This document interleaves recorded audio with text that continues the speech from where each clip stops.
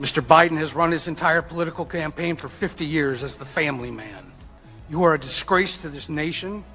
You have no business having ultimate command over our military, and I regret not saying that to your face when I had the opportunity in Dover. Cool. Like, I agree with you, dude. Like, it is disrespectful, and like, it's a shame that your kid died in combat. Of all the people to direct your ire at, you know, George W. Bush was the one who started it. Trump was the one who negotiated the withdrawal. I totally get it though. I doubt you have this sort of disdain for the people that actually put your child in harm's way.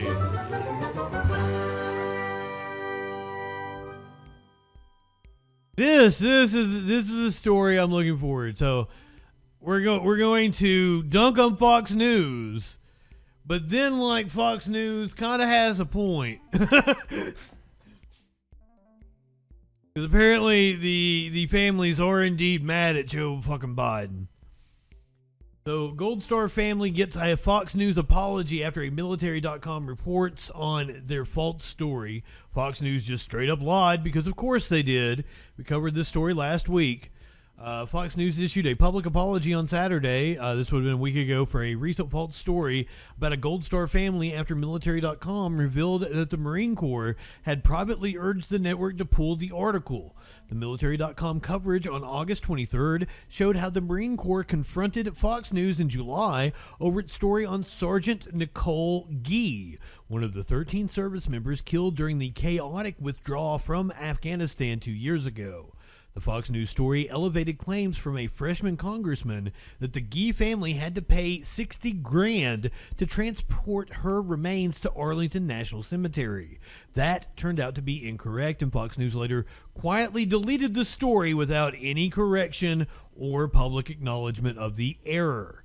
The Gee family did not have to pay for transporting the Marines' remains. After military.com published the exchange between the service and the news outlet, other outlets like the Washington Post, CNN, and Newsmax picked up the story. Fox News declined to comment for military.com, which included emails obtained through a Freedom of Information Act request. It issued apology on Saturday, exactly 2 years after Gee, along with 10 other Marines, a Navy corpsman, and a soldier were killed by a suicide bomber while assisting in the evacuation of personnel at the Abbey Gate near the Kabul airport. Now, apparently, some of the Gold Star families went on ABC this morning and are indeed mad at Joe Biden over the withdrawal from Afghanistan, which is understandable.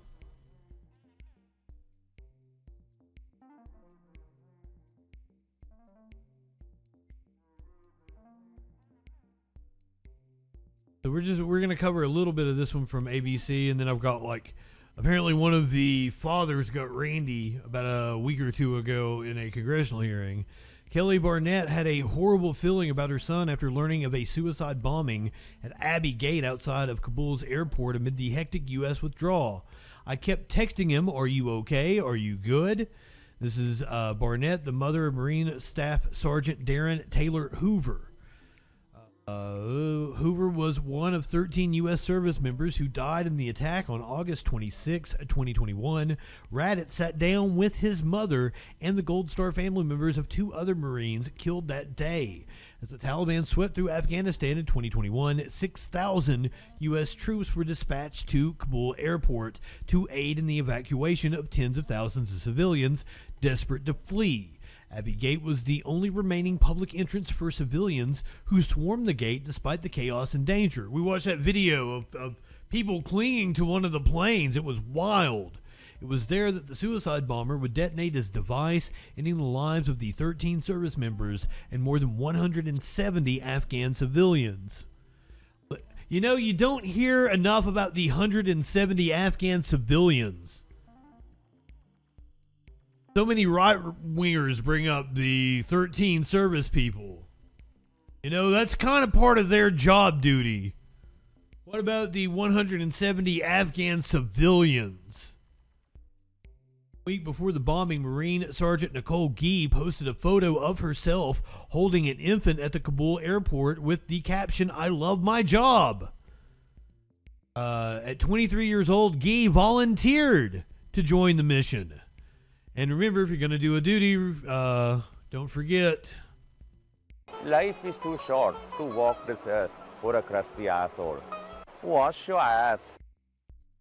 She shared with me that she had never seen people so desperate, said Christy Shamblin, Guy's mother-in-law, with whom she shared a close relationship. And I think once she saw that, she was just going to give 100% to help them be rescued.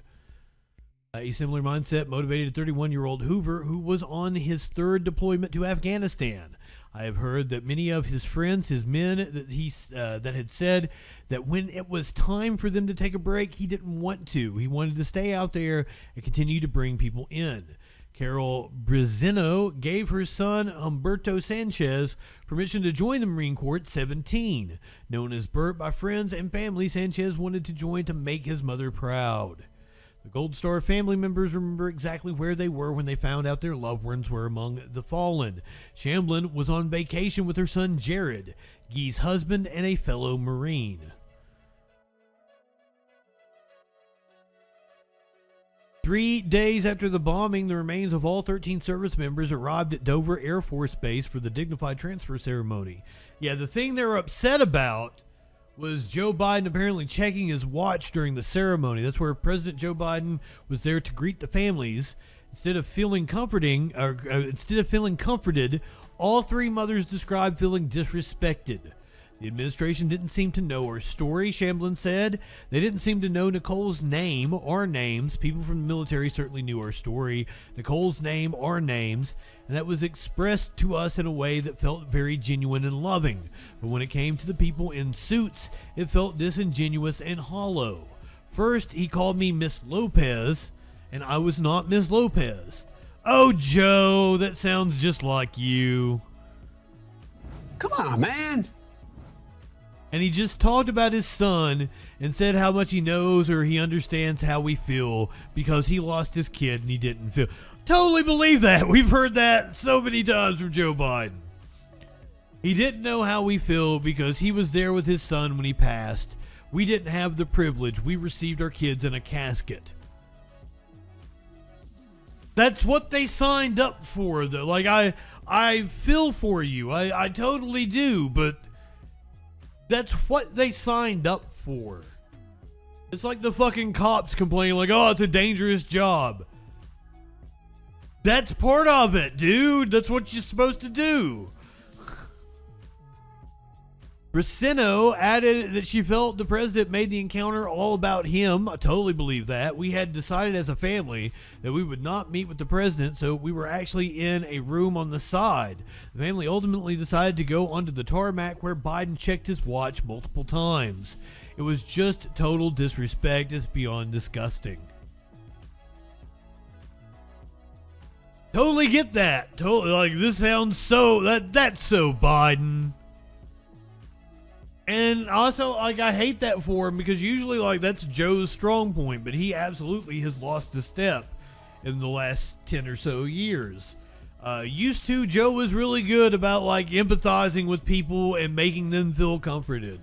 That, like the one-on-one wholesale politics was actually what Joe Biden was very good at. But he's also a gaffe machine and a pathological liar, apparently. Kind of like Hulk Hogan. Oh, goddamn. But I mean, in comparison to Donald Trump, though,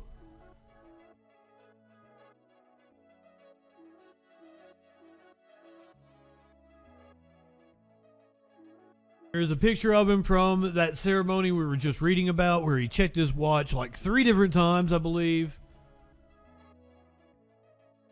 Is it a Fitbit? Was he checking to see if he still had a pulse or something? That's always possible. Come on, man.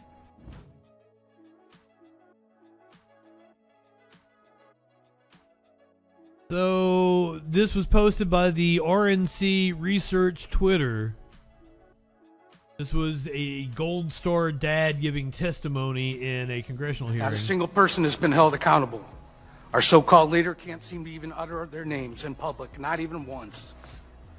Mr. Biden has run his entire political campaign for 50 years as the family man. Well, I've got news for you, sir. The curtain has been lifting, and that campaign slogan will never work again. We have seen what's going on in your family, and even worse, we've seen how you've been treating us as Gold Star families. And there couldn't be anything more disgusting and cowardly than the way you have treated us. You are a disgrace to this nation. You have no business having ultimate command over our military, and I regret not saying that to your face when I had the opportunity in Dover. I felt it more important to bite my tongue, but I also had more important things on my mind at that time, like receiving my son's lifeless body stateside. While I stood there on the tarmac, watching you check your watch over and over again, all I wanted to do was shout out, "It's 2:30, asshole." But out of respect to the other grieving families, I bit my tongue once again. Well, as you could probably tell by now, I'm done. This is one of the fathers of the 13 servicemen killed during the Afghanistan withdrawal. Like, cool. Like, I agree with you, dude. Like, it is disrespectful, and like, it's a shame that your kid died in combat.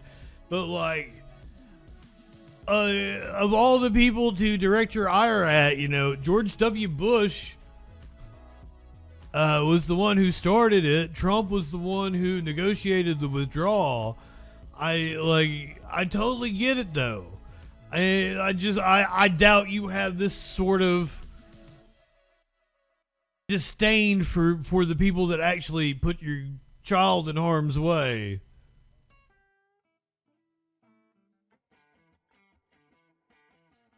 I mean, I sympathize with the fact that you lost a child, and it sucks that Biden checked his watch 3 times and talked to it. Like I told, like we read the story of the Gold Star families that were on ABC this morning, and they talked about him making it all about him and talking about losing his kid. Yes, that's what he did the other night when we were watching the press conference from Luhana.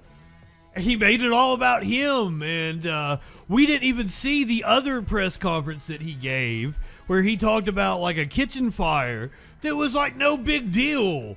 And he was like, I know what it's like to lose a home in a fire. He didn't lose a home.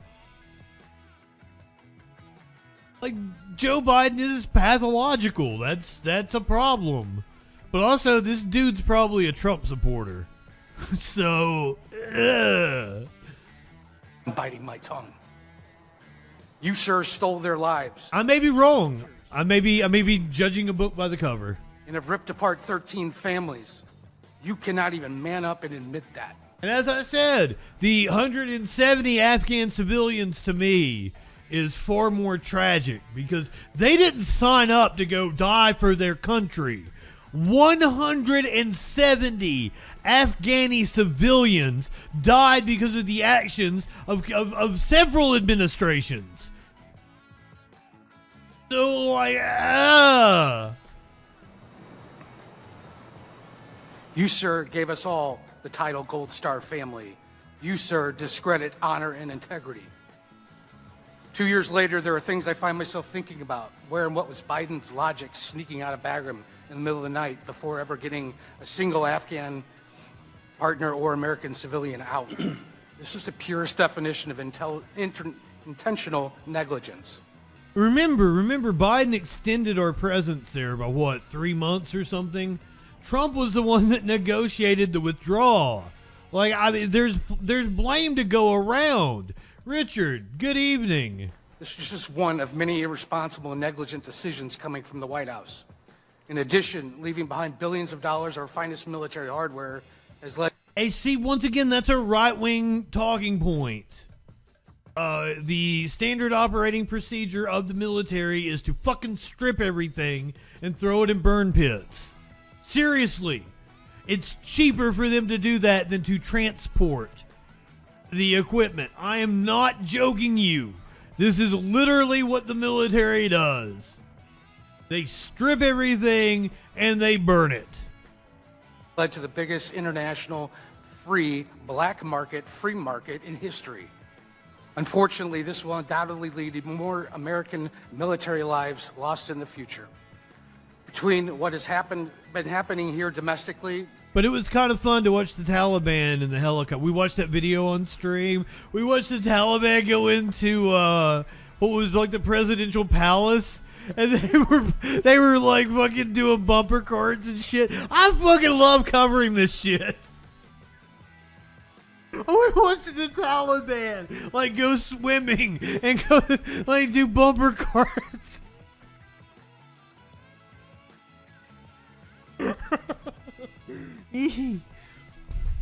For example, the border over the last 2.5 years and all your failed foreign... And the border, again, more right-wing talking points. Seriously. Yeah, I feel sorry for those 13 soldiers, but it's weird that you guys focus on those 13 and not all the other fucking soldiers that died throughout the Republican administrations.